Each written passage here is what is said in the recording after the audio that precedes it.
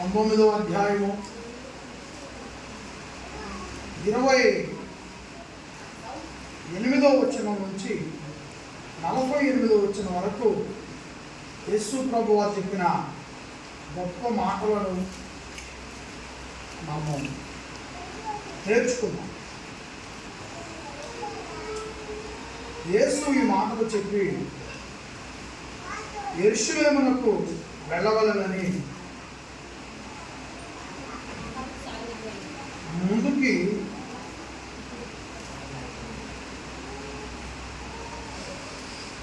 సాగిపోయాడు. 29 ఆయన ఒలీవ కొండ దగ్గర ఉన్న బెత్షెగే బేతనియ అను గ్రామముల సమీపమునకు వచ్చినప్పుడు తన శిష్యులు ఇద్దరిని పిలిచి, మీరు ఎదుటనున్న గ్రామములకు వెళ్ళి అందులో మీరు ప్రవేశింపగానే కట్టబడి ఉన్న ఒక గాడిద పిల్ల మీకు కనబడును. దాని మీద ఏ మనుషుడును ఎన్నడూ కూర్చుండలేదు. దానిని ఇప్పి తోలుకొని రండి. యేసు ప్రభువు తన శిష్యుల్లో ఒక ఇద్దరిని పిలిచాడు.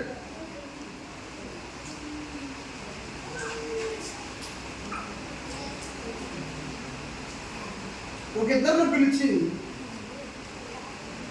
ఆ రోజు యేసు ప్రభువు తన శిష్యులకు ఒక విషయాన్ని వివరిస్తున్నాడు. ఏమని?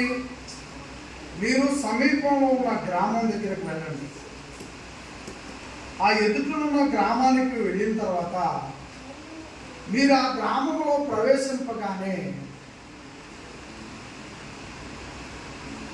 ఒక చోట కట్టినటువంటి గాడిద పిల్ల ఉంది.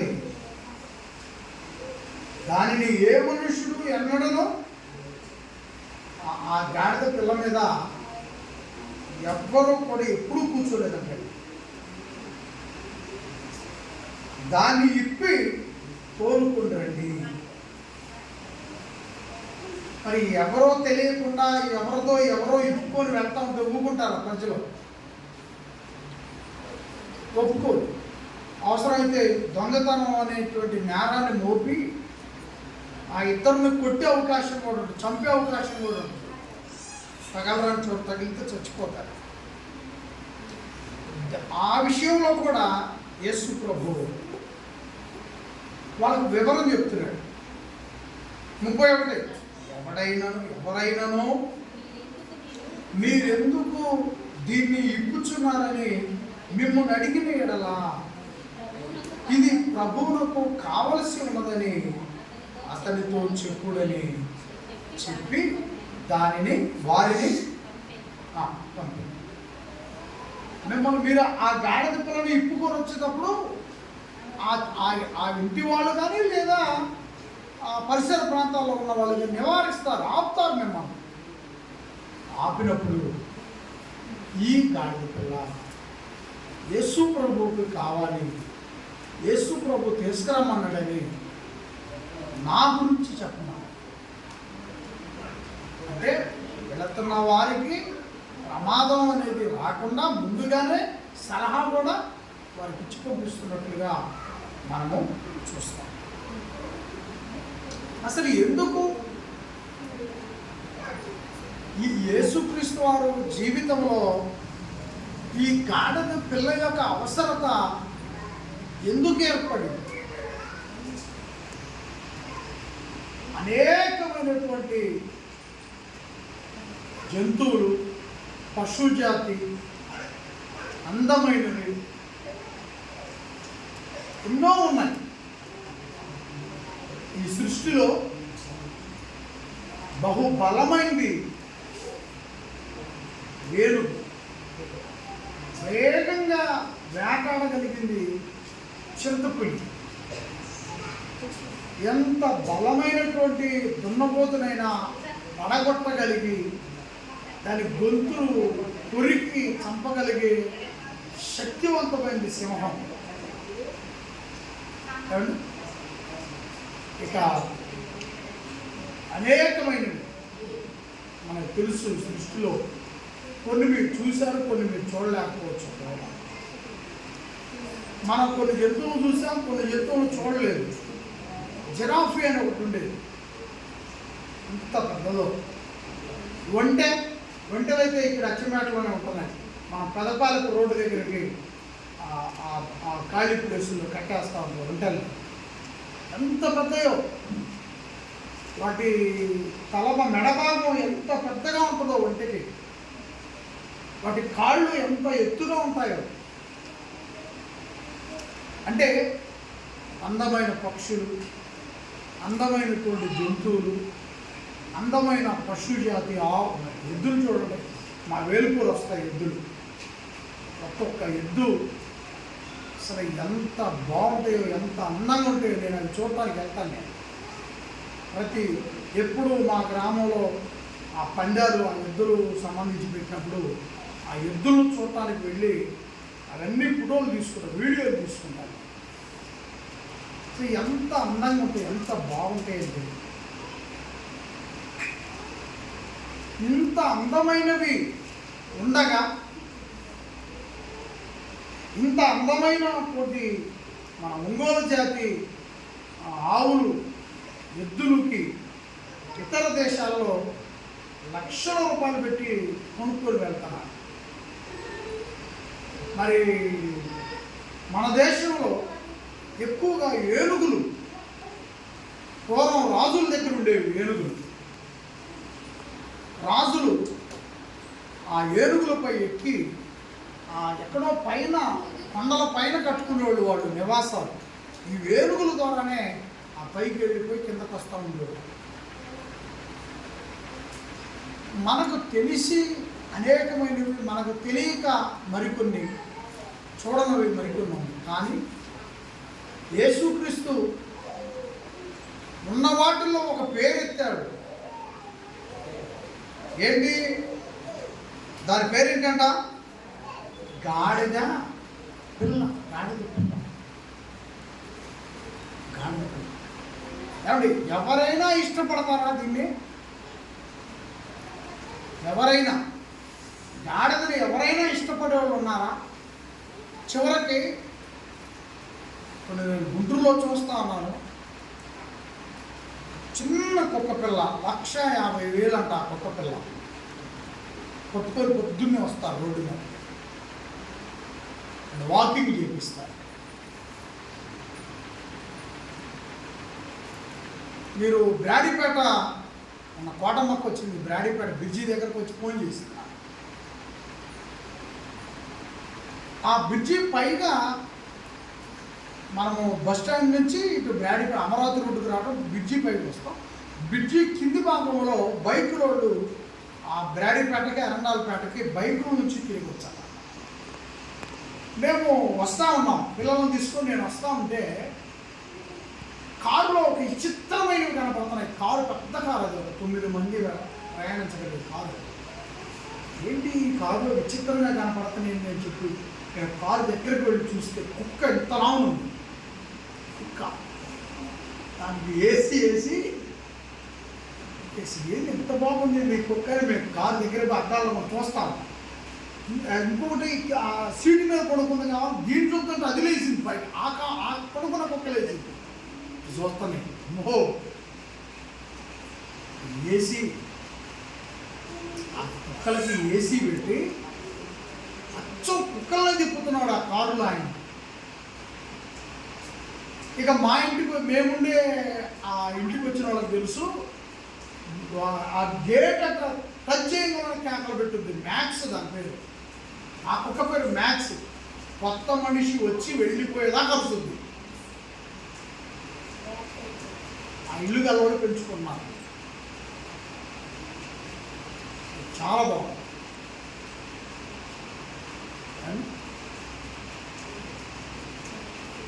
ఈ కుక్కల జాతిలోనే ఇంత అందమైనవి అంటే వీటిని పెంచుకుంటున్నారు, కుక్కలను పెంచుకుంటున్నారు. కానీ ఏ ఒక్కళ్ళ దగ్గర కూడా గాడిద కొట్టుకొని రోడ్డుకు వచ్చిన వాళ్ళు నేను గుంటూరులో చూడలేదు. అరే వాళ్ళు గాడిదను పెంచుకున్నారని అంటాను.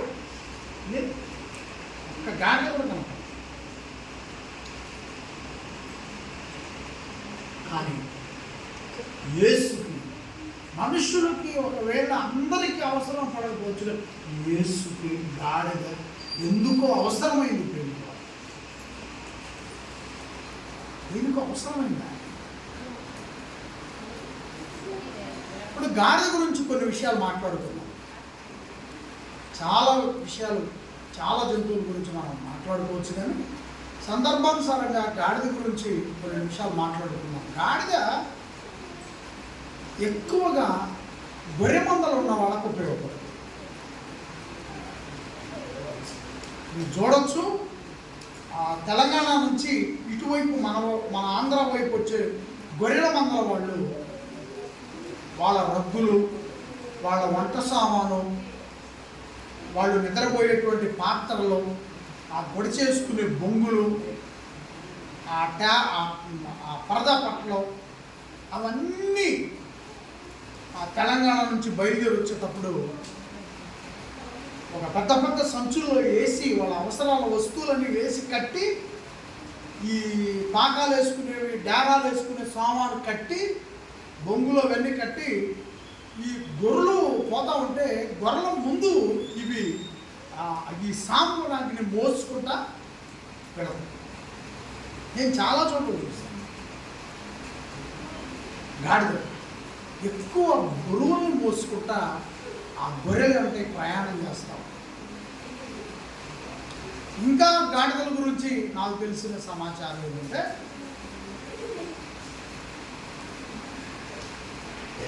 ఈ బట్టలు ఉతికే వాళ్ళు ఉంటారు కదా, వాళ్ళ పేర్లు దీనికి చెప్పడం నాకు అనవసరం. బట్టలు వాగులేమడు పోయి బట్టలు ఉతికే వాళ్ళు ఉంటారు. అంటే రోజు ఇంట్లో ఉతుక్కునే వాళ్ళు ఉన్నారు. వీళ్ళు వాళ్ళ బట్టల వరకే ఉతుక్కుంటారు. కానీ కొంతమంది మూటలు వీపులు వేసుకొని, మా ఊళ్ళో నేను చిన్నప్పుడు చూసాను, ఇప్పుడు వాళ్ళు కూడా పెద్ద చేయట్లా, ఎన్నో బట్టలు తీసుకుపోయి ఆ మాగాలలో ఆరేసేవాళ్ళు. వాళ్ళు మోసి మొయినాక వాళ్ళు ఏం చేసేవాళ్ళు అంటే, ఈ కొంచెం టెక్నాలజీ ఉండి కొద్దిగా డబ్బున్న వాళ్ళు అయితే ఈ గాడిదలు కొడుకుంటారు. అప్పుడు ఈ ఊళ్ళో బట్టలు అన్నీ కూడా తెచ్చుకొని 2 మూటలుగా కట్టి గాడిద మీద వేసారు. అది వాగు దాకా తీసుకుని వెళ్ళారు. ఉతికిన తర్వాత ఆ మాగాళ్ళు ఆరేసి మళ్ళీ గాడిద మీద వేస్తే అది తీసుకొని ఇంటికి వచ్చి, తర్వాత మీరు తాళ్ళూరు వెళ్ళేటప్పుడు ప్రోసూరు నుంచి గుడిపూడి తాళ్ళూరు ఉంది కదా, ఆ తాళ్ళూరులో నేను మీటింగ్ ఉంటే, నాగారం మీటింగ్ ఉంటే పెడతా ఉంటే, ఒక అమ్మాయి, ఒక 16-17 సంవత్సరాల అమ్మాయి 10 నుంచి 10 లోపల ఉన్నాయి గాడిదల్ని మేపుతూ రోడ్డు మీద తోలుకొని వెళ్తాం. ఎరా చక్కగా చదువుకునే వయసులో ఈ గాడిదలు మేపుకుంటున్నాడు ఎందుకు అమ్మాయి అడిగాను. నేను మేపను, మా నాన్న మేపుకుంటాడు, ఆయన ఈరోజు రావద్దు కాలేదు, అందుకే నేను వచ్చి కొంచెం తిప్పి మళ్ళీ తోలుకొని వెళ్తాను ఇంటికి. ఏమిటో గాడిదల వల్ల ఏమి ఉపయోగం ఏంటంటే, ఆ గాడిదల పాలు నెమ్ము రోగం ఉన్న వాళ్ళకి, ఉపసం ఆయాసం ఉన్న రోగస్తులకి ఈ గాడిద పాలు కానీ తాగితే ఆ రోగం నుంచి విడుదల పొందుకుంటారు, మంచిగా ఆరోగ్యం బాగుంటుంది. గాడిద పాలు నెమ్ము రోగస్తులకి, ఆత్మ రోగస్తులకి, ఈ జలుబు రోగస్తులకి బాగా పనిచేస్తాయా. అందుకే ఈ గాడిదలు మేము బాగాలేకుండా మేపుతా ఉన్నాం. అవి చాలా బాగుంటాయి. ఆ అమ్మాయి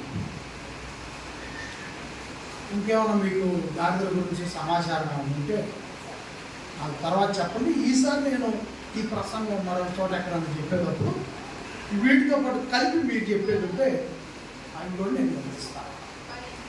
మరి యేసుక్రీస్తు ఏమన్నా పాలు అమ్ముకునేవాడా? యేసుక్రీస్తు గాడిద పాలు అమ్ముకుంటే వాడు బట్టరాండ్రా అమ్ముకోనన్నా నేను జీవిస్తాను అనుకోవచ్చు. మరి యేసుక్రీస్తు వారు ఏమన్నా బట్టలు ఉతికేవాడా? మరి యేసుక్రీస్తుకి ఏమన్నా గొర్రెల మందలు ఉన్నాయా? యేసుక్రీస్తుకి గొర్రెల మందల భారం లేదు, కానీ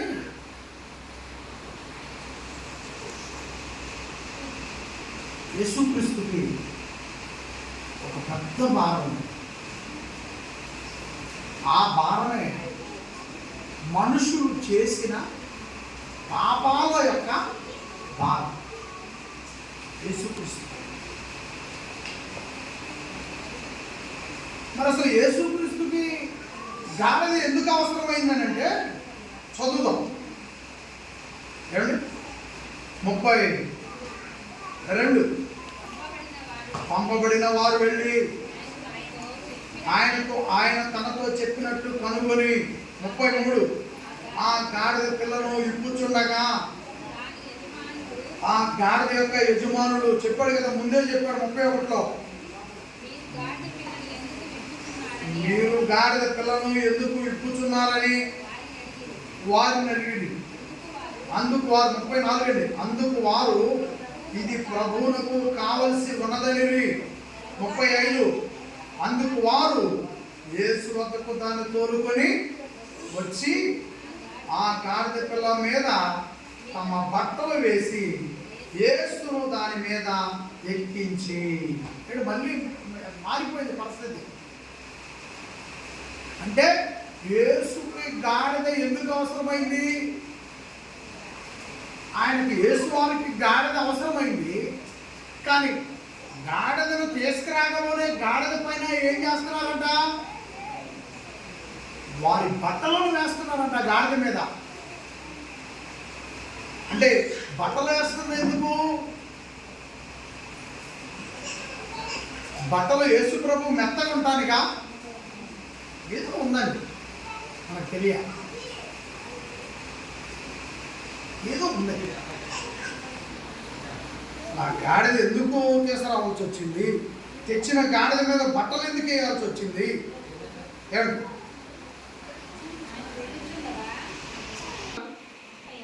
36 ఆయన వెళ్ళుచుండగా తమ బట్టలు దారి పొడుగున పరిచిరి. ఒలీవ కొండ నుండి దిగు చోటికి ఆయన సమీపించినప్పుడు శిష్యుల సమూహమంతయు సంతోషించుచు ప్రభు పేరిట వచ్చు రాజు స్తుతింపబడును గాక, పరలోకమందు సమాధానమును సర్వోన్నతమైన స్థలములలో మహిమయు ఉండుగాక అని తాను చూసిన అద్భుతములన్నిటిని గురించి మహాశబ్దముతో దేవునికి స్తోత్రము చెయ్యసాగిరి.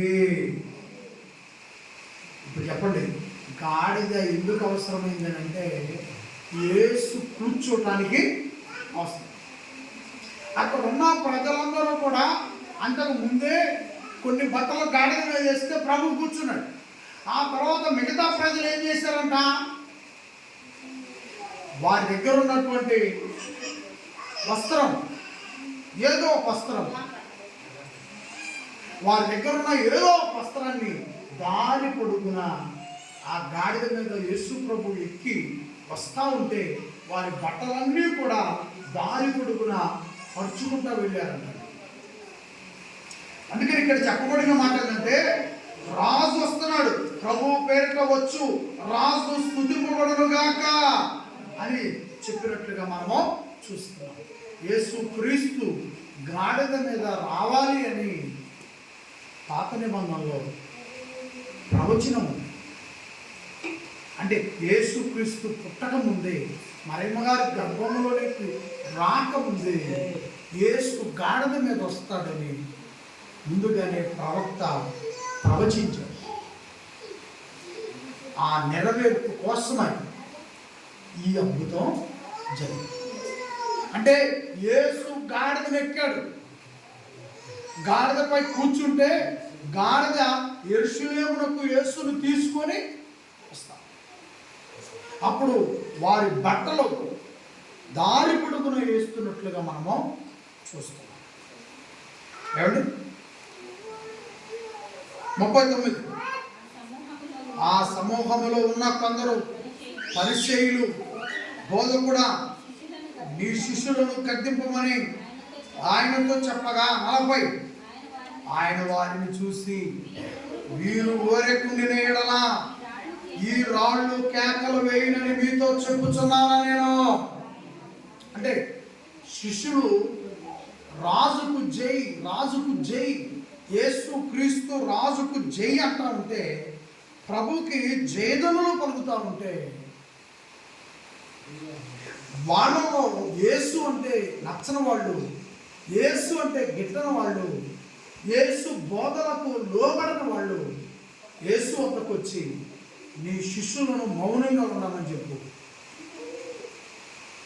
అని. పరిశీలి ఏమంటున్నారట, నీ శిష్యులను నోరు మూసుకొని ఉండమను, లేదా గొడవలు జరిగిపోతాయి అని ప్రభువుని బెదిరిస్తున్నాడు. అప్పుడు యేసుక్రీస్తు ఇచ్చిన సమాధానం ఏంటి? ఒకవేళ మీ బెదిరింపులతో, మీ కేకలతో నా శిష్యులు కేకలు పెడుతున్న దానిని మీరు ఒకవేళ ఆపొచ్చేమో, కానీ నా శిష్యులు మాట్లాడటం ఆపిన వెంటనే ఏం జరుగుతుందంట? చూడండి 40 ఆయన వారిని చూసి మీరు ఊరకుండని ఎడలా, మీరు ఊరిక ఉండిన ఎడలా ఈ రాళ్ళు కేకలు వేయనని. మనుషులు మౌర్యులు అయిపోతే చుట్టుపక్కల ఉన్న రాళ్ళు కేకలు పెడితే ఏం చెప్పాడు? యేసు కోసం రాళ్ళు కేకలు పెడతాయి. చాలామంది అరుగుల మీద, ఇళ్ల ముందు ఉన్న బండ్ల మీద కూర్చుంటాం కదా, అలాంటి మోగ బండలు, నీతో ఏనాడు పలకని బండ, నువ్వు మీ తాత కూర్చున్నాడు ఆ బండ మీద, నువ్వు కూర్చున్నావు బండ మీద, ఇప్పుడు నీ కొడుకో నీ మనవడో కూర్చుంటున్నాడు ఆ బండ మీద, ఎవరిని పలకరించిందా? నువ్వు కూర్చుంటే నీ తాత బరువు మోసింది, నీ తండ్రి బరువు మోసింది, నీ బరువు మోస్తుంది, కానీ పలకట్లేదు. అలాంటి మోగి రాయి, మాట్లాడడం రాయి, నిన్ను పలకరించిన రాయి యేసు కోసం నోరు తెరిచి కేకలు పెట్టుద్దంట. యేసు మళ్ళీ చదువు వచ్చిన 39. ఆ సమూహంలో ఉన్న కొందరు పరిసయ్యులు, బోధకుడా నీ శిష్యులను గద్దింపమని వారితో చెప్పగా ఆయన వారిని చూసి వీరు ఊరకుండిన ఎడల ఈ రాళ్ళు కేకలు వేయనని మీతో చెప్పుచున్నాను నేను.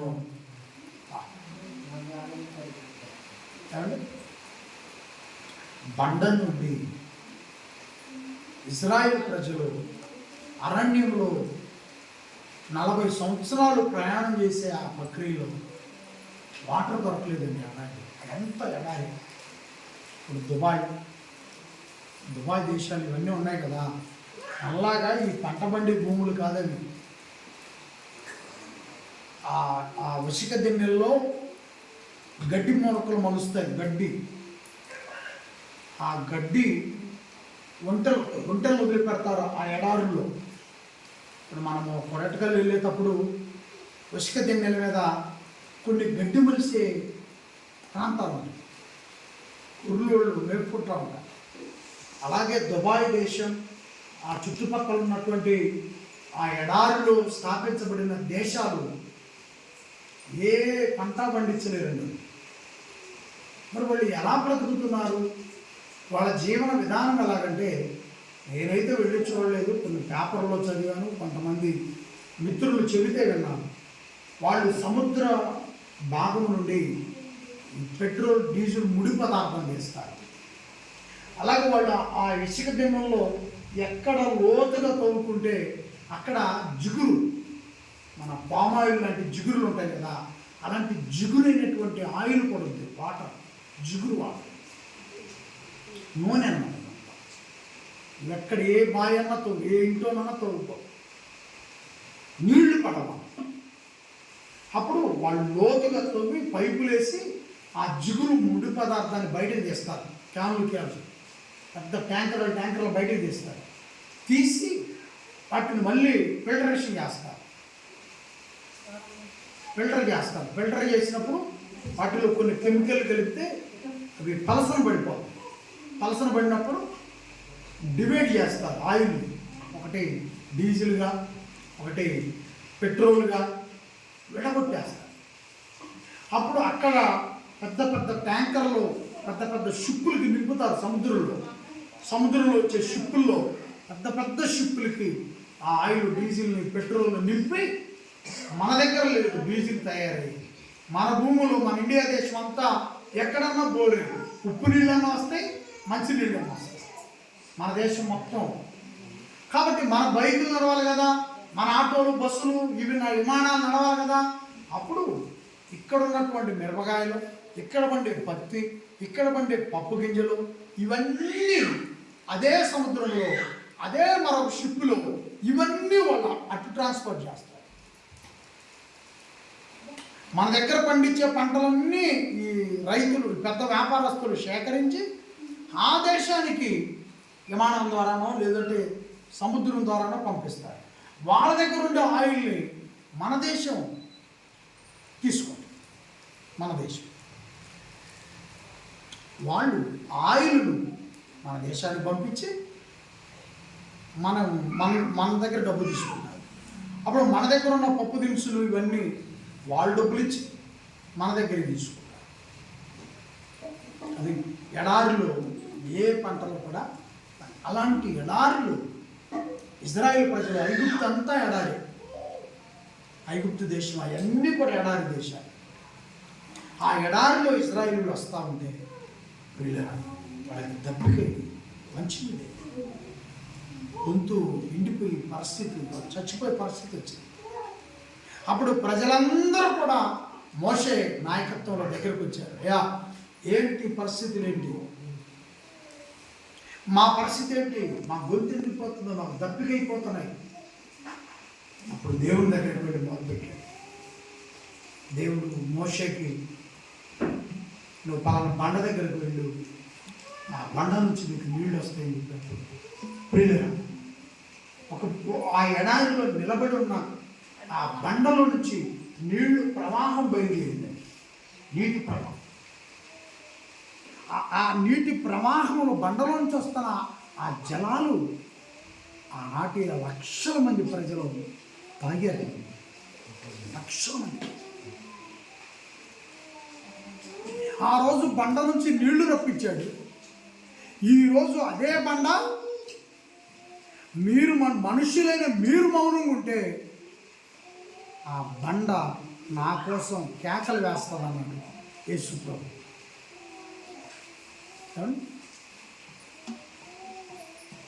చదువు ఆయన పట్టణమునకు సమీపించినప్పుడు వచ్చినని చెప్పమ్మా. 41 చూడండి అందరూ, 41 వచ్చినాం. ఆయన పట్టణమునకు సమీపించినప్పుడు దానిని చూసి దాని విషయమై ఏం చేశాడంట యేసు ప్రభు? ఏం చేశాడంటండి? ఇప్పుడు పట్టణాన్ని చూస్తే ఆనందం రావాలన్నా, ఏడుపు రావాలన్నా? ఇప్పుడు మీరు ఏదో ఊరు వెళ్ళారు, ఒక వారం రోజులుండి వచ్చారనుకోండి. ఇప్పుడు నేను వస్తా, మా ఊరిని చూస్తే దేవునికి స్తుతులు చెల్లించి వచ్చాను. దేవా, ఈ ఊళ్ళో పుట్టి పెరిగే అవకాశం నాకు ఇచ్చారయ్యా.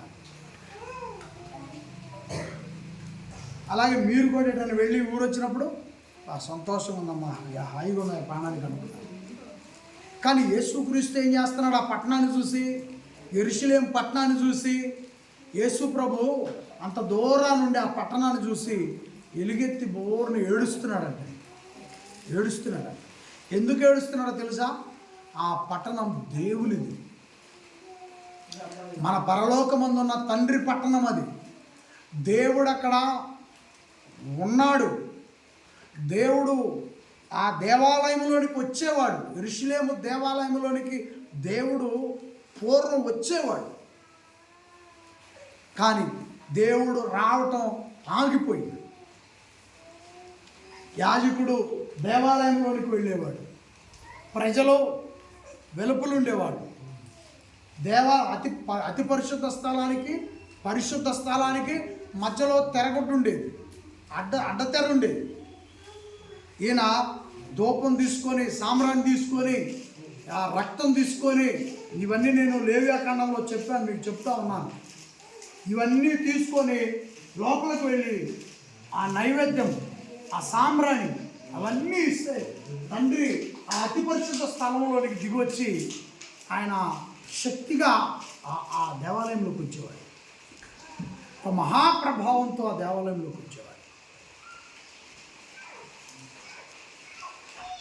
ఎంత ప్రభావం అంటే ఈ లోపలికి వెళ్ళే సేవకుడు, ప్రధాన యాజకుడు ఉన్నాడు కదా, ఏదన్నా తేడా చేసి వస్తే అక్కడే చచ్చిపోయేవాడు, లోపలే చచ్చిపోయేవాడు. అందుకని లోపలికి ఆయన తప్ప ఇంకెవడైనా పోతే ఎంతమంది పోయినా చచ్చిపోయేవాడు, ఈ తెర దాటి లోపలికి పోతే. అందుకని లోపలికి వెళ్ళేటప్పుడు ఆ ప్రధాన యాజకుడు లోపల ఆ ఆరాధన చేయడానికి వెళ్ళేటప్పుడు కాలుకు తాడు కట్టుకొని వెళ్ళేవాడు. బయటకు ఉండే తాడు ఇన్ని నిమిషాల్లో, ఇంత టైంలో లోపలికి వెళ్ళి బయటికి రావాలి. దానికి ఒక 10 నిమిషాలు అనుకుందాం.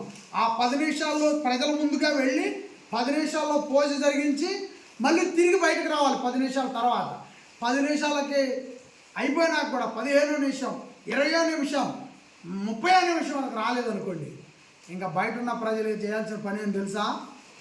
ఏముంది బయట? పరిశుద్ధ స్థలంలో ఏముంది? ఇక తాడు బట్టి ఏం చేయాలా? ఇంక శవాన్ని గుంజాలి బయటికి. అరే మా బాబాయ్ చచ్చిపోయాడు, మా అన్నయ్య చచ్చిపోయిన లోపల పోతే పోయినట్టు పోతాడు. అంతటి ప్రభావవంతమైన శక్తివంతమైనటువంటి స్థలం యెరూషలేము దేవాలయం. అలాంటి ప్రజలకు సమీపంగా వచ్చేవాడు తండ్రి అప్పుడు శక్తి రూపం. కానీ యేసు ప్రభు ఆ యెరూషలేముకు పలుమార్లు వచ్చినప్పుడు ఏం చేశారంటే అక్కడ మత్తయి సువార్తలో మనం చూస్తున్నాం, ఏం చేశారు? బయట దేవాలయ ప్రాంగణం అంతా కూడా ఒక పక్క గొర్రెలు, ఒక పక్క గువ్వలు, ఒక పక్క పావురం పిల్లలు, గువ్వ పిల్లలు, మరి పొడేలు పిల్లలు, అసలు పొడేళ్ళు, కుంటివి, గుడ్డివి, స్వచ్ఛమైనవి తీసుకురావాలి బలి అర్పించడానికి. కానీ ఎలాంటివి తెచ్చారంట? కుంటివి, గుడ్డివి ఏం పర్లేపో, మీ తరపున మేము దేవునికి చెబుతాం, ఇది కొనుక్కొని పోమని తక్కువ రేటుకి పనికిరానివన్నీ చేసి ఆగం చేశారంట ఆ దేవాలయం. అప్పుడు యేసు ప్రభు ఏం చేశాడు? నా తండ్రి దేవాలయాన్ని దొంగల గృహగా, వ్యాపార స్థలముగా చేస్తారు మీరు అని వాళ్ళ బల్లలన్నీ కూడా దొల్లించినట్లుగా మనం చూస్తాం. వాళ్ళ వ్యాపారాలు అవన్నీ కూడా పడగొట్టేసి ప్రభు లాస్ట్లో చేసిన పని ఏం తెలుసా? అక్కడ కొరడాలు అమ్ముతూ ఉంటే ఆ కొరడాల్లో నుంచి ఒక కొరడాని గుంజేశాడు. ఒక కొరడాని గుంజాడు. అంత కోపపడ్డాడు. నా తండ్రి దేవాలయాన్ని దొంగల గృహగా, వ్యాపార స్థలంగా మారుస్తాడు. ఇప్పుడేం జరుగుతుంది? ఆ దేవాలయంలో అన్నీ తండ్రికి వ్యతిరేకంగా జరుగుతుంది. ఆ యెరూషలేము పట్టణం అంతా దేవునికి ఇష్టమైన పట్టణముగా, అక్కడ ఎందరో దేవుని బిడ్డలు బ్రతికినటువంటి పట్టణం అది. ఒక దావీదు గారు, ఒక సొలొమోను గారు ఎంత నివసించినటువంటి పట్టణం అది. చివరికి ఏమైపోయింది? అసలు ఎంత నీచంగా మారిపోవాలంటే అంత నీచంగా మారిపోవాలి. అందుకని అవన్నీ చూసి ఆ పట్టణములకు 41 ఆ పట్టణమును ఆయన పట్టణములో సమీపించినప్పుడు దానిని చూసి దాని విషయమై ఏడ్చాడు. నాలంటే ఒక కొడుకున్నాడు అనుకోండి, మీలంటే ఒక తల్లి ఊరెళ్ళింది, 2 రోజులు పట్టింది వచ్చారు. వంటగదిలో ఉండాల్సిన సామాన్ ఆడండి, నిద్రపోయే కారణం, ఇల్లంతా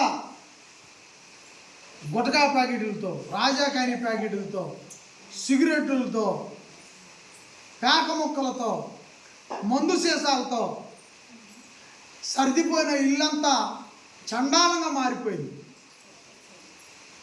తాళం వేసాడు, ఎటో పోయాడు.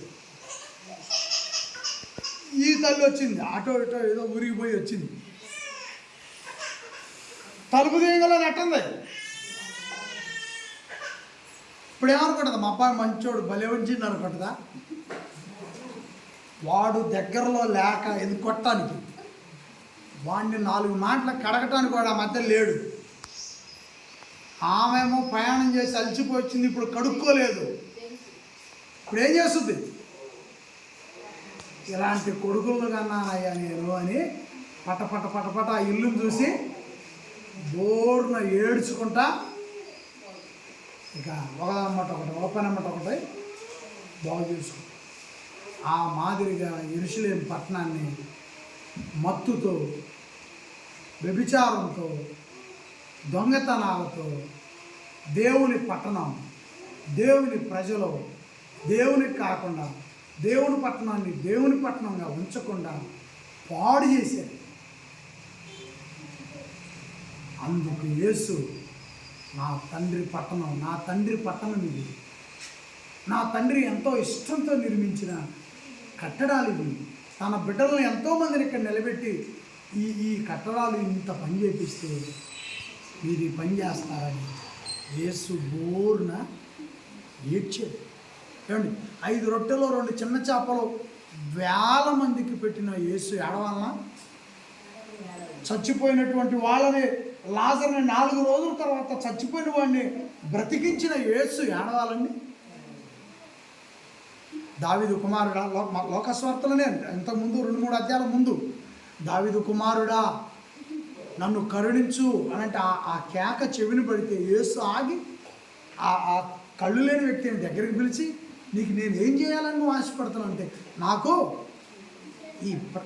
ఈ కళ్ళు నాకు దయచేయమంటే, యేసు ఇప్పుడే చూడు, ఇప్పుడే చూడు, చూశాడు. అంతటి మహనీయుడు ఏడవాలండి? అంతటి పరిశుద్ధుడికి ఏడుపు వచ్చిందంటే ప్రజలు ఎలా మారిపోతున్నారు, ప్రజల పరిస్థితి అంతా ఘోరంగా దిగజారిపోయింది. వీళ్ళ పరిస్థితి దిగజారిపోతే ఆయనకెందుకు అని ఒకవేళ అనుకుంటే, ఏమండి, మీ సచివాలయానికి మీ చేతిలో ఉన్న ఆధార్ కార్డుకి సంబంధం ఉంటుందండి. నీ నెంబరు, ఆధార్ నెంబరు వెళ్ళి సచివాలయంలో యాడ్ చేయడంలోనే నీ గ్రామం, నువ్వు కూలీవా లేకపోతే భూములు కలిగిన రైతువా, మొత్తం మీ డీటెయిల్స్ మొత్తం సచివాలయం వచ్చి ఆధార్ లింకు, నీ బయోడేటా, నువ్వు పెన్షన్ తీసుకునేవాడివా, పెన్షన్ తీసుకునేవామెవా, లేకపోతే నువ్వు రైతువా, లేకపోతే నువ్వు ఉద్యోగివా,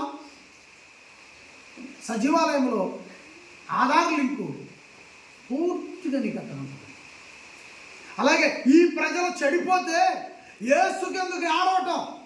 యేసుకిని చెడిపోయిన ప్రజలకి, యేసు కన్యలకి, చెడిపోయిన ప్రజలకి, పాడైపోయిన పట్టణానికి లింక్ ఏంటి, సంబంధం ఏంటి? ఆ పట్టణానికి, ఆ ప్రజలకి, పరలోకపు కన్న తండ్రికి సంబంధం ఉంది, లింక్ ఉంది. ఆ పట్టణం యొక్క ఆధార్ లింకు పరలోక పట్టణంలో ఉంది. అంటే ఈ ప్రజలు చేస్తున్న ఘోరాలకి అక్కడ ఏడుస్తున్నాడు ఎవరో? ఈ జీవితం ప్రసాదించి, ఈ భూమిని, గాలిని, నీరుని, నిప్పుని, సమస్తాన్ని సృష్టించి, నీవు బ్రతకటానికి నీరు కావాలన్నా, గాలి కావాలన్నా, జీవితంలో ప్రతి అవసరం మనకి పూర్తిగా తీర్చి బ్రతుకునిచ్చిన కన్న తండ్రి, మీరు నన్ను స్తుతించండి, ఈ ప్రకృతిని ఉపయోగించుకోండి అని జీవితం ఇస్తే ఆయనను కన్నీళ్లు పెట్టిస్తున్నారు. ఆ కన్నీళ్లు చూసి యేసు, తండ్రి కన్నీళ్లు చూసి బోర్ను ఏడుస్తున్నాడు. యేసు ఏడవటానికి కారణం ఏంటంటే పరలోకములు తండ్రి ఏడుస్తున్నాడు. ఆ తండ్రి కన్నీళ్లు చూసామండి. కొంతమంది చనిపోయిన దగ్గరికి వెళ్ళాము, సాధ్యంగా ధైర్యంగానే వెళ్తాం. వెళ్ళేటప్పుడు అక్కడ కొంతమంది ఆ చనిపోయిన వాళ్ళ కోసం కొంతమంది బిడ్డలు వాళ్ళు తల్లడిల్లిపోతున్నారు అనుకోండి. నీకు తెలియకుండానే నీ కళ్ళ పట్ల నీళ్ళు రాలిపోతాం. మీరు ఈ ఎక్స్పీరియన్స్ అంటే ఈ అనుభవం మీలో ఎంతమందికి ఉందో నాకు తెలియదు, కానీ మనం ఏడవలసిన పని లేదు. అక్కడ బంధువుల రూపంలో వెళ్ళాం, కానీ అక్కడ సిచ్యువేషన్ బట్టి ఇక మీరు కూడా ఏడుస్తూ ఉంటారు. ఇంకా మగాళ్ళు అయితే ఇక తాగి దొంగ ఏడుపులు ఏడుతారు, వాళ్ళే మనం పెద్దగా నమ్మాల్సిన పని. వాడికి నిజంగా రాదు ఏడుపు. వాడు ఎవడన్నా వాడు పిలిచినప్పుడు పక్కన 90 పోయంలో నీకు అప్పుడు వచ్చి ఏడుతున్నాడు. ఇక మా బాబట్టేది మా బాబట్టేది ఆయన తోసేయాలి. ఆడవాళ్ళందరూ ఏదైనా తాగిపోతాడో తోసేయాలి. నిజంగా ఫీల్ అయిపోయి కన్నీళ్ళు పెట్టేది లేడీస్ అని. ఆడపిల్లలు అక్కడ ఉన్న సిచ్యువేషన్ బట్టి ఆ చనిపోయిన వ్యక్తి కోసం బతుకున్న మనవరాలు మనవడు రోధిస్తున్నప్పుడు ఆ బిడ్డ కొటకలాడుతున్న దాన్ని బట్టి నిలబడ్డ మనకి కన్నీళ్ళు గాలిపోతాయి. సేమ్ అలాగే తన బిడ్డలో ఆగమైపోతే కన్న తండ్రి ఏడుస్తూ ఉంటే, ఇదిగో 4 రోజుల తర్వాత చనిపోయినట్టు బ్రతికించిన ప్రభు, కళ్ళు పోతే కళ్ళు ఇచ్చినటువంటి ప్రభు, కుంటివాళ్ళ 5 మండపాల దగ్గర కుంటివాడిని లేపి నడిపించిన ప్రభు, మంచం కిందకి దించి ఇంటికప్పుడు ఆ పక్షవాయువుని వాడిని స్వస్థపరిచి ఇంటికి పంపించిన ప్రభు, 12 సంవత్సరాలుగా రక్తం ఒడుస్తూ ఉంటే సమాజంలో ఎంత చెప్పలేను నేను, అంత బాధపడుతున్నటువంటి ఆ తల్లి ఆ చెంగు పట్టుకుంటే, యేసు వస్త్రపు చెంగు పట్టుకుంటే ఆరోగ్యవంతురాలుగా ఇంటికి ఏమండి. ఇలా ఎన్నో ఉన్నాయి యేసు ప్రభు గురించి చెప్పేవి. 5 రొట్టెలు 2 చేపలు, 7 చేపలు 7 రొట్టెలు, ఇవన్నీ యేసు చేసిన అద్భుతాలు నేను ఎన్నోసార్లు చెప్పుకుంటూ వచ్చాను. అంతటి మహానుభావుడు పూర్ణ ఏడుస్తూ ఉన్నాడు. హెబ్రీ పత్రిక 5:7 కూడా యేసు జీవించిన జీవితం అంతా కూడా కన్నీటి పర్యాంతం అవుతానే ఉన్నాడు.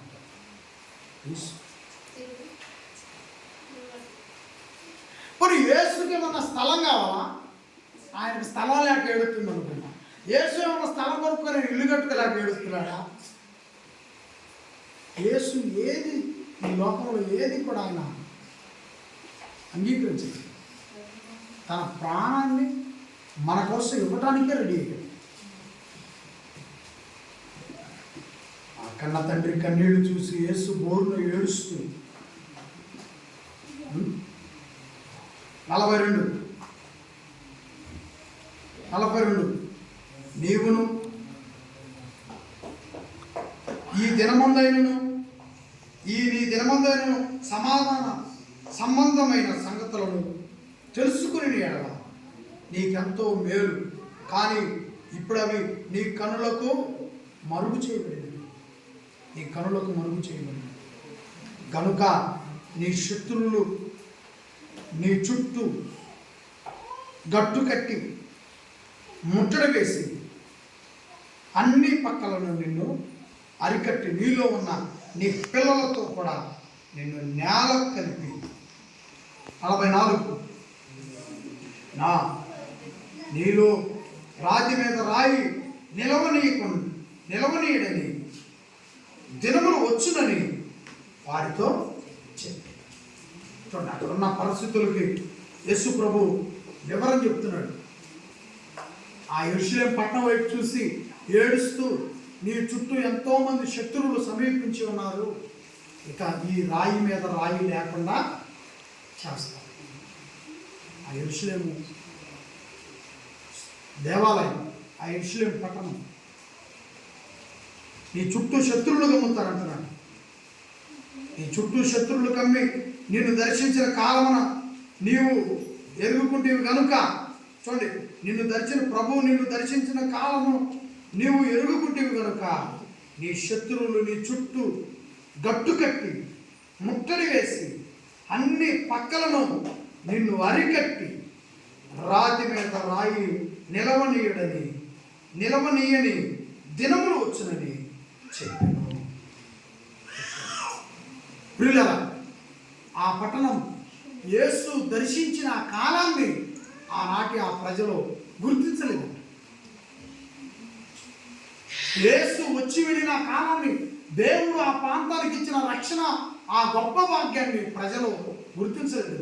యేసుని వ్యతిరేకించారే తప్ప యేసుని చేర్చుకోలేదు.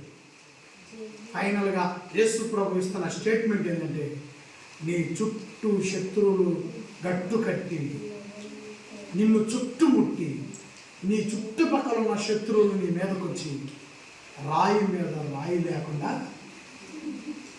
తుడిచేస్తాను. ఆనాడు ప్రభు చెప్పి చనిపోయిన తర్వాత ఆ చుట్టూ శత్రువులంతా యెరూషలేము మీదకి వెళ్ళి దండెత్తి యెరూషలేముని ఆక్రమించి ఆ దేవాలయాన్ని పడగొట్టి రాయి మీద రాయి లేకుండా పూర్తిగా పడగొట్టేశారు. ఇప్పుడు యేసు చెప్పినటువంటి ఆ దేవాలయం ఇప్పుడు అక్కడ లేదు. మీరు ఒకవేళ ఈ మాట నిజమా కాదనుకుంటే యూట్యూబ్లోకి వెళ్ళి యెరూషలేము దేవాలయం అని మీరు టైప్ చేయండి. ఇప్పుడు ఆ దేవాలయం తండ్రి ఆ అతి పరిశుద్ధ స్థలంలోకి వచ్చిన ఆ దేవాలయం ఇప్పుడు అక్కడ ఉందో లేదో మీకే కళ్ళ కట్టినట్టు వాళ్ళు వీడియోస్ ద్వారా చూపిస్తున్నారు. ఇంకొక వార్త ఏంటంటే, అదే ప్లేస్లో అక్కడ ఇంకా దేవాలయం కట్టడం కానీ, ఆ దేవాలయంలోకి వచ్చి యేసుప్రభు కుర్చీ చేసుకొని కూర్చోవటం కానీ, మళ్ళీ 1000 ఏళ్ల పరిపాలన, యేసుప్రభు 1000 సంవత్సరాలు రాజుగా పరిపాలన చేస్తాడని కానీ, అసలు యేసుప్రభు రెండో రాకల్లో ఈ భూమి మీదకే రాడు బైబిల్లో. మరి ఎక్కడికి వస్తాడు ఆయన? మధ్యాకాశానికి వస్తాడు. అప్పుడు సమాధుల్లో ఉన్నవాళ్ళు లభిస్తారు. మనవాళ్ళు కూడా చచ్చిపోయారు చాలామంది, వాళ్ళని కూడా చూస్తాం. సమాధుల్లో నుండి నేస్తాం. ఇప్పుడు మనం ఇట్లా ఆరాధన చేస్తాం. ఒకవేళ తండ్రి అనుమతిస్తే ప్రభు బయలుదేరాడు అనుకో, ఇక మనము ఈ లోపల ఇంటి దగ్గర ఏమో మొత్తం ఇక్కడే వదిలిపెడతాం. ఈ ఉన్నపాటిగా వెళ్ళిపోతాం పైకి. పోతానే ఈ మట్టి శరీరం ఊడిపోద్ది పోయేటప్పుడు. అప్పుడు అక్కడ ప్రవేశం కావాల్సిన శరీరం వచ్చేద్ది, మహిమ శరీరం. వాళ్ళేమో చచ్చిపోయిన వాళ్ళు వస్తారు, మనమేమో బతికున్న వాళ్ళు మా శరీరం మార్చుకొని వెళ్ళిపోతాం. యేసు ప్రభు ఈ భూమి మీదకి రావటం, మళ్ళీ రాజాలు కుర్చీ వేసుకొని కూర్చోవటం ఇక లేదు. ఎందుకంటే ఆయన ఈ భూమి మీద రాజుగా వచ్చాడు. ఆయన వెంబడించే ప్రతి వ్యక్తిని రాజుగా ఆశీర్వదించాడు. ఇక ఆయన వెంబడించి నమ్మకంగా బ్రతికితే నువ్వు రాజు, నీ కుటుంబంలో నువ్వే రాజు. బైబిల్ చేతబట్టి యేసు నామాన్ని ధరించి నువ్వు బ్రతికినంత కాలం, నీతి నిజాయితీగా యేసు కొరకు బ్రతికినంత కాలం నువ్వు రాజువే. ఇంకా నీతి తప్పితే చేసేది అంతటి ఆశీర్వాదం ప్రతి కుటుంబానికి, యేసును నమ్మిన ప్రతి వ్యక్తికి అనుగ్రహించాడు. కాబట్టి ప్రియులారా, యేసు చెప్పిన ఆ మాటలు ఈరోజుకి నెరవేరి ఉన్నాయి. రాయి మీద రాయి లేదు, రాయి మీద రాయి లేదు. అందుకే మరి యేసు ఏం చేశాడని అంటే, యేసు చెప్పిన మాటలు ఏందో తెలుసా? నీ హృదయం దేవుడు కట్టుకున్న ఆలయం. నీ హృదయమే దేవుడు కట్టుకున్న ఆలయం. ఈ ఆలయానికి నువ్వు వచ్చేటప్పుడు నీ హృదయం అనే ఆలయంలో దేవుణ్ణి ఇచ్చగా ఉంచుకొని రావాలి. దేవుడు ఈ ఆలయంలో నివసిస్తాడా, నీ హృదయం అనే ఆలయంలో నివసిస్తాడంటే, యేసు ప్రభు చెప్పినట్టుగా మన హృదయం అనే ఆలయంలో దేవుడు నివాసం ఉంటాడు. అవును, ఈ ఆలయం పరిస్థితి ఏంటంటే, ఇది మనము ఆయన ఆశీర్వాదాల గురించి తెలుసుకోవటానికి, ఆయన బోధల గురించి నేర్చుకోవటానికి మనం సంఘానికి అవసరమై నిర్మించుకోవాలి. కాబట్టి ప్రియుల, పరలోకాన్ని ఇచ్చేది లోపలున్న ఆలయానికి కానీ మనం కట్టుకున్న ఆలయానికి కాదు. పరలోకాన్ని ఇచ్చేది పరలోకం మన లోపల ఉన్న ఆలయానికి అవసరం. మన లోపల ఆత్మకు ఆలయం ఉంది. ఆ ఆత్మ పరలోకాన్ని చూడాలి. 45 ముగిస్తున్నాను. ఆయన దేవాలయంలో ప్రవేశించి అందులో విక్రయము చేయవారితో నా మందిరము ప్రార్థన మందిరము అని రాయబడి ఉన్నది. కానీ వినాలా, అక్కడ ఏం చేస్తున్నారంటే ప్రజలు ఏం చేస్తున్నారంటే, అక్కడ ఆయన 45-46 యేసు దేవాలయంలో ప్రవేశించి అందులో విక్రయం చేయువారితో, అంటే వ్యాపార సంబంధమైనటువంటి కార్యక్రమాలు చేస్తున్నారంట. అక్కడ చేయువారితో నా మందిరము ప్రార్థనా మందిరం అని రాయబడి ఉన్నది. అయితే మీరు దానిని దొంగల ఏం చేశారంటండి? అయితే మీరు దానిని దొంగల గుహగా చేసి తిరని చెప్పి వారిని వెళ్ళగొట్ట ఆరంభించెను. ఏం చేయకూడదంటండి? దేవాలయాన్ని ఏం చేయకూడదంట?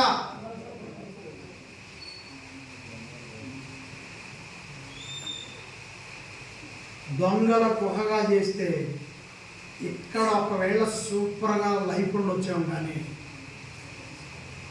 చచ్చిన తర్వాత చాలా ఘోరంగా ఉంటుందండి పరిస్థితి. దేవాలయాన్ని దొంగల గృహగా చేయకూడదు.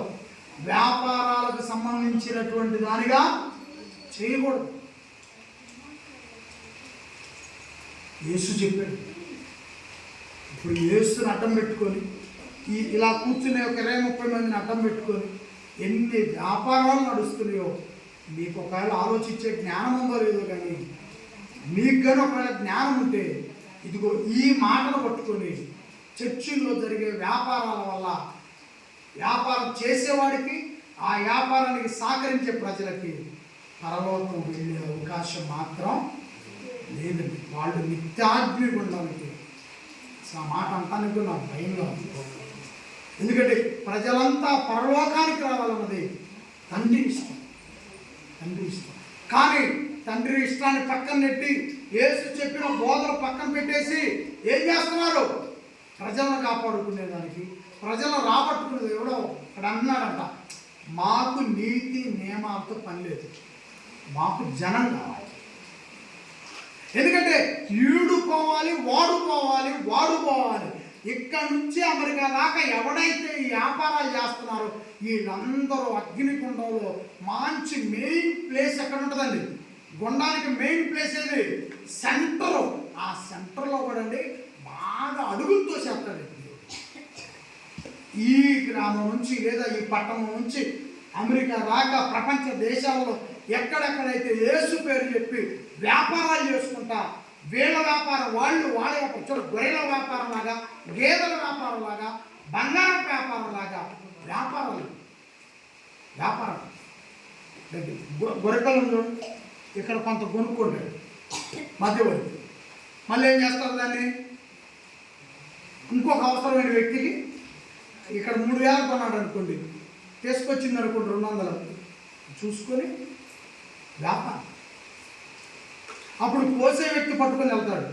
అతను ఎలా కోసుకోవాలో, ఎంత కమ్ముకోవాలో అతను లాభం అతను చూసుకో. అలా విశ్వాసులు కూడా ఈరోజు వ్యాపారస్తులు అయిపోయారు. దేవాలయాలు వ్యాపారాలుగా మారిపోయాయి. ఆనాడేనండి, ఈరోజు కాదు, ఆనాడే మారిపోయి యేసు ఏడ్చాడు.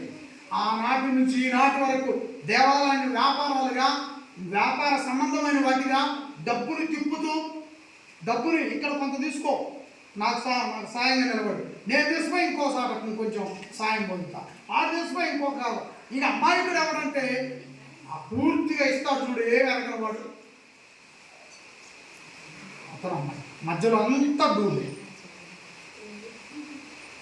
అందుకే దేవాలయంలో వ్యాపారాలు సంబంధమైన దేవాలయంలో వ్యాపార సంబంధమైనవి ఇక్కడ నుంచి ఏది కూడా మీరు ఆశించొద్దని నేను ఫస్ట్ నుంచి చెప్పేది.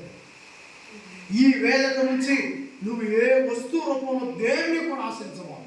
నీవు నీ జీవితం ఆశీర్వదించబడటానికి ఇదిగో ఈ 66 పుస్తకాలలో దేవుడు నీ కొరక ఇచ్చిన అద్భుతమైన బోధ. ఈ బోధ పరలోకం నుండి వచ్చింది. ఈ పరలోకం నుండి వచ్చినటువంటి ఈ బోధ వలన నీ కుటుంబం ఆశీర్వదించబడుతుంది, నీ పిల్లలు ఆశీర్వదించబడతారు, నీ కుటుంబం దేదీప్యమానంగా ఉంటుంది. అంతే తప్ప ఇక్కడ నుంచి ఏ వస్తువు రూపంలో నువ్వు ఆశపడ్డా అది దేవుడికి సంబంధించింది. ఇంకా నువ్వు గిఫ్ట్ రూపంలో మంచి కార్యక్రమాలు చేస్తే అది ఘనత రూపంలో వచ్చేది. 47 ఆయన ప్రతిదినము దేవాలయంలో బోధించుచున్నప్పుడు ప్రధాన యాజకులను శాస్త్రులను ప్రజలలో ప్రధానులు ఆయనను నాశనము చేయ చూస్తుండ్రి. కానీ ప్రజలందరూ ఆయన వాక్యము వినుటకు ఆయనను హత్తుకొని ఉండిరి కనుక ఏమి చేయవలెనో వారికి తోచలేదు. ఏమండి, ప్రజలు యేసు ప్రభుని ఏం చేయాలనుకున్నారంట? రోజు చూడండి, చదవండి 47. ఆయన ప్రతిదినము దేవాలయంలో బోధించుతున్నప్పుడు ప్రధాన యాజకులను శాస్త్రులను ప్రజలలో ప్రధానులను యేసుని నాశనం చేయాలని చూశారంట. ఏం చేయాలనుకున్నారంటే యేసు ప్రభుని నాశనం చేయాలి.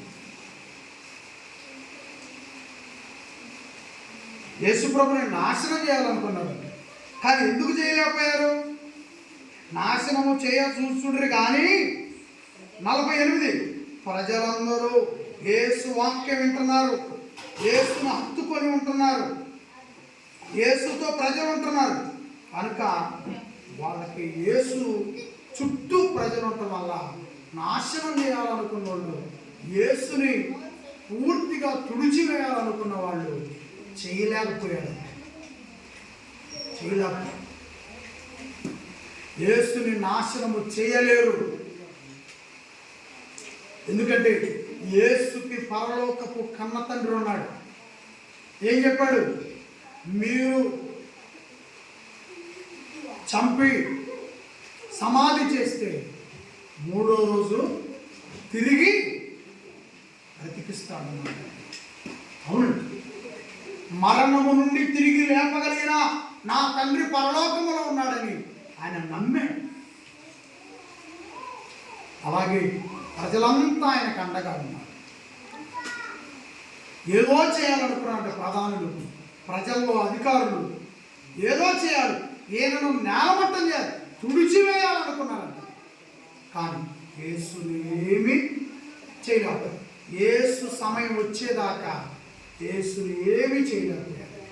కాబట్టి ప్రియులరా, ఈ మాటలు మీరు మరలా ఇంటికి వెళ్ళి దయచేసి చదువుకోండి. అధ్యాయం చదివి ఆలోచించండి.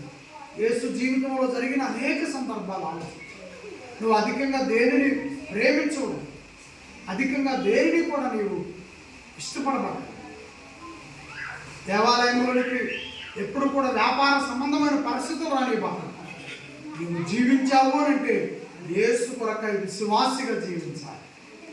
తరతరములు యేసు వచ్చే వరకు నీవు ఇదే జీవితాన్ని నీ తర్వాత ఇక్కడ భవిష్యత్తు ఉన్న వాళ్ళకు కూడా నేర్పించాలి. అంతేగాని పిల్లలు జనాలను కాపాడుకునేదానికి, లేకపోతే ఈ సంఘం ఖాళీ అయిపోద్దామని ఏదో ఒకటి తీసుకొచ్చి అట్టి పెట్టి పడి ఉంటారు. విశ్వాసి పడి ఉండకూడదు, ఎగిసిపడే అలలా ఉండాలి. ఆమె చెప్పండి అందరూ. పడి ఉండేది ఏంటి? దేవాలయంలో నువ్వు పడి ఉండేది ఏంటి? ఇది నువ్వు పడి ఉండటానికి. ఏదో సేరెత్తనో లేకపోతే 10 కిలోలు బియ్యం నువ్వు పడి ఉండటానికి దేవాలయం. నువ్వు పడి ఉండే విశ్వాసులా, కెరటములా ఎగిసే విశ్వాసం, ఉదయించే సూర్యులా కాంతించే విశ్వాసం, అందమైన వెన్నెల్లా ప్రకాశించాల్సిన విశ్వాసం. పడి ఉండాల్సిన పరిస్థితి నీకేంటి? ఒక సేరెత్తానో 10 కిలోలు 2 కిలోలు కందిపప్పు ఇస్తానో, పామాయిల్ ప్యాకెట్ ఇస్తానో, లేకపోతే 200 పెంచనానా దేవాలయంలో నుంచి పడి ఉంటావా? పడి ఉండేది ఎవరో తెలుసా? యేసు ఏం చెప్పాడు? 5 మండపాల దగ్గర ఒక వ్యక్తి పడి ఉంటే జీవితాంతం అక్కడే ఉన్నాడు.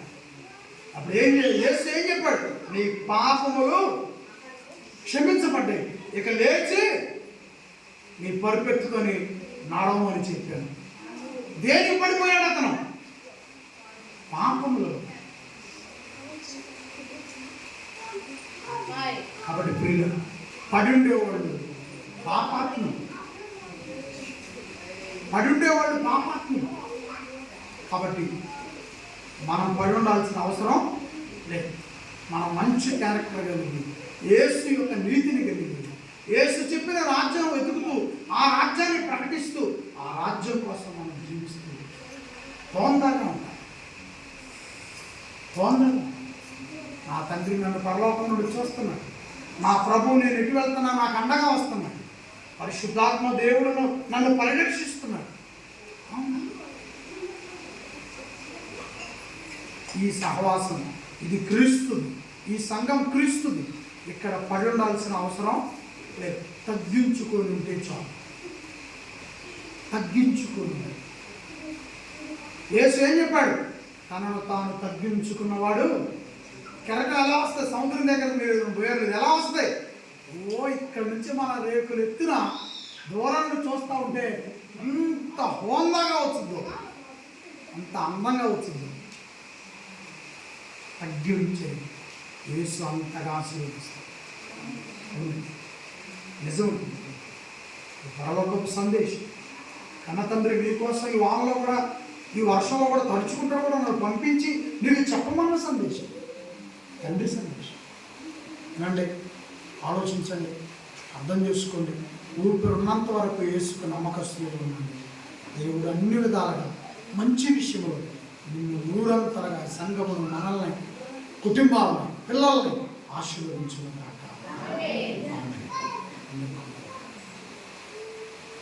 ప్రార్థన చేసు. పరిశుద్ధుడైన మా తండ్రి, దేవా, మేము యేసు నామానికి వ్యతిరేకంగా జీవిస్తూ ఉంటే, యేసు నామాన్ని మేము దుఃఖపరిచేవారిగా, బాధపరిచేవారిగా, యేసు నామాన్ని మేము దూషించేవారిగా ఉంటే, దేవా మాకు ఇప్పుడే క్షమాపణ దయచేయండి. మీ ప్రియ కుమారుడు క్షమాపణ మా అందరిపై ఉంచండి. యేసు నామాన్ని మేము ప్రకటించాలి కానీ అవమానపరచకూడదయ్యా. యేసు కన్నీళ్లు పెట్టిన విలువ తెలుసుకోవాలి. మీ కన్నీళ్లు రాకుండా మా ప్రవర్తన ఉండాలి. యేసు క్రీస్తు అండదండలో సంఘముగా మా అందరికి ఇవ్వండి. పరిశుద్ధాత్మల చేత మమ్మల్ని నడిపించండి, ఆదరించండి. దేవా,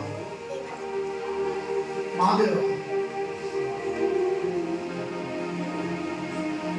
నీవు మంచి ప్రవర్తన లేని వాడికి ఉంటే పరలోకానికి రావు. ప్రభు పిలిచినంత మాత్రాన పరలోకానికి రావు. నా తండ్రి చిత్తం జరిగించి, నా తండ్రికి కన్నీళ్లు రాకుండా మీరు ప్రవర్తించండి. నా ప్రభు చెప్పాడు, ఈ రాయి మీద రాయి లేకుండా పడిపోతాం మేము. అలాగే పడిపోయింది. నువ్వు పరలోకానికి రావు అన్నాడంటే మేము సరైన జీవితం జీవించకపోతే యేసు చెప్పిన మాట ఖచ్చితంగా నెరవేరు. కాబట్టి దేవా, మమ్మల్ని క్షమించి మా తప్పులు మన్నించండి. మా మూర్ఖత్వాన్ని, అతి ఆవేశాన్ని, అనాలోచనలు, అతి తెలివితేటలను క్షమించండి. యేసు రక్తముతో మమ్మల్ని శుద్ధీకరించండి. తల్లుల్ని, పిల్లల్ని అందరినీ ఆ సిలువ రక్తము కింద ఉంచండి. యేసు రక్తము కింద ఉంచండి. దేవా, ఆ రక్తముతో మా మనసుని, మా తలంపులు, మా ఊహలు, మా బుద్ధి, మా ఉద్దేశాలు యేసు రక్తములో పరిశుద్ధపరచండి. యేసును కన్నీళ్లు పెట్టించే వారిగా ఇంకా మేము ఉంటే, ఇప్పుడే మా హృదయ లోపల ఉన్న కాఠిన్యం, మా హృదయ లోపల ఉన్న మూర్ఖత్వం, మా హృదయ లోపల ఉన్నటువంటి గర్వాన్ని, అహంకారాన్ని తొలగించండి. యేసు నామమున తొలగిపోను గాక సహాయం చేయండి. పరిశుద్ధాత్మవారు ఆ హృదయంలో నివసించినట్లు సహాయం చేయండి. ఈ లోకాగారిని బట్టి దేవా, ఇన్ని గొప్ప సంగతులు లోకాగారు మాకు నేర్పించారు. ఆయన బట్టి కృతజ్ఞతలు చెల్లిస్తాం. ఇంత అద్భుతమైన విషయాలు మా ప్రభు మాకు నేర్పించారు. పరిశుద్ధాత్మవారు ఈ సంగతులన్నీ రాయించారు. మా కొరకు మీరు రాయించిన గ్రంథం బైబిల్. నేను రుణస్థులు, మీకు ఎప్పుడు ఎల్లప్పుడూ మేము రుణస్థులు ఉంటాను. మిమ్మల్ని మహిమపరిచే మీ పిల్లలుగా మమ్మల్ని గుర్తిస్తాము. ప్రభు దీవెనలో ఆత్మ సహాయం మాకు ఇచ్చి నడిపించినందుకు యేసు ప్రభువు వారి నామమున ఈ ప్రార్థన అడిగి వేడుకొనుచున్నాను తండ్రి. ఆమేన్.